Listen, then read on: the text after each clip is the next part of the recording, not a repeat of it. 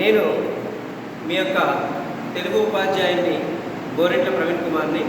ఈరోజు 10వ తరగతి తెలుగు వాచకంలో 7వ పాఠమైనటువంటి శతక మధురిమలో సిరిలేఖైన అనే పద్యాన్ని గురించి వివరించబోతున్నాను. ఈ చక్కని పద్యము మంచి పండితుని సుగుణాలను తెలియపరుస్తుంది. ఇటువంటి పద్యాలు వినడం వల్ల ఎన్నో మంచి గుణాలు అలవడతాయి. ఇప్పుడు పద్యాన్ని చెప్పుకుంటున్నాను.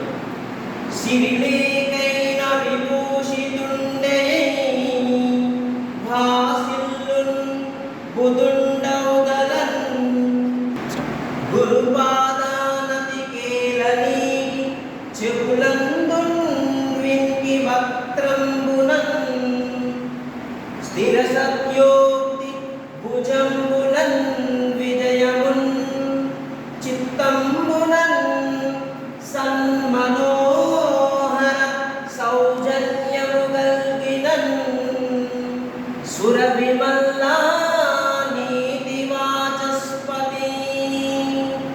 ఏ పద్యానికైనా కానీ ఆ పద్యం యొక్క భావాన్ని కానీ ప్రతిపాదనని కానీ వ్యక్తపరిచేటప్పుడు వాడి యొక్క పద్యంలో మొత్తంలో ఉన్నటువంటి శతకంలో ఉన్నటువంటి నినాదాలతో ప్రారంభిస్తామండి. ఈ పద్యాన్ని కూడా అలానే ప్రారంభిస్తున్నాను. నీతి వాచస్పతి అంటే నీతి శాస్త్రంలో బృహస్పతి వంటి వాడా, సురభిమల్ల ఓ సురభిమల్ల గోపాలుడా, ఓ సురభిమల్ల గోపాలుడా అని ఇక్కడ పండితుని గుణగణాలు కాబట్టి బుదుండౌదలన్, బుదుండు ప్లస్ ఔదలన్. ఔదలన్ అంటే తల వంచుకొని, బుదుండు ప్లస్ ఔదలన్ అంటే ఔదలన్, ఔదలన్ అంటే తల వంచుకొని గురుపాద నతి కేల, గురుపాద నతి అంటే గురువారి యొక్క పాదాలకు నమస్కరించడం. ఆనతి అంటే నమస్కరించడం, గురువారి యొక్క పాదాలకు నమస్కరించడం. కేలని అంటే కేల అంటే కేతు అంటే చేయి, నీగి అంటే త్యాగగుణం, చేతులకు త్యాగగుణం అంటే దానగుణం కలిగి ఉండడం.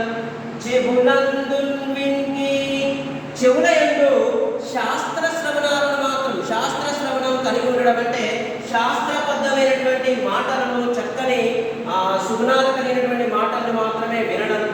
సో వక్త్రంబునన్, వక్త్రము అంటే ముఖము, ముఖమునందు స్థిర సత్యోక్తి, స్థిర అంటే స్థిరమైన, సత్యోక్తి సత్యమైన, ముక్తి మాటలు మాట్లాడడం, స్థిరమైన సత్యమైన మాటల్ని మాట్లాడడం. భుజంబులన్ విజయమున్, భుజబలంతో విజయాన్ని సాధించడం, భుజబలంతో విజయాన్ని సాధించడం.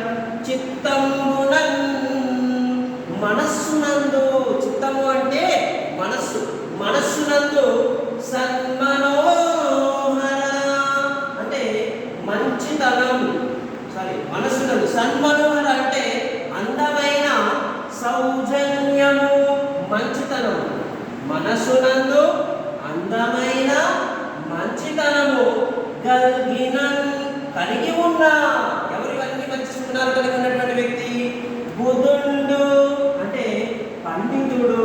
ఇంత చక్కని సుగుణాలు కలిగి ఉన్నటువంటి పండితుడు. సిరిలేఖైనా అంటే ఎటువంటి సంపదలు లేకపోయినా, విభూషితుండై గొప్ప అలంకరితుడై, భాసిల్లున్ ప్రకాశిస్తాడు. అంటే ముఖ్యంగా ఏంటంటే నీతి శాస్త్రంలో బృహస్పతి వంటి వాడా, ఓ సురభిమల్ల గోపాలుడా. పండితుడు సుగుణాలు ఎలా ఉంటాయంటే గురువు గారి తల ఉంచుకొని గురువు గారి పాదాలకు నమస్కరించడం, చేతులకు దానగుణం కలిగి ఉండడం, చెవులకు శాస్త్రబద్ధమైన మాటలు మాత్రమే వినడం. వక్త్రంబునన్ ముఖమునందు స్థిర సత్యోక్తి అంటే స్థిరమైన సత్యమైన మాటలను మాట్లాడడం.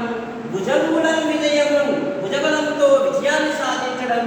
చిత్తంబునన్ మనస్సునందు సన్మనోహర అందమైన సౌజన్యము మంచితనము కలిగి ఉండే బుధుండు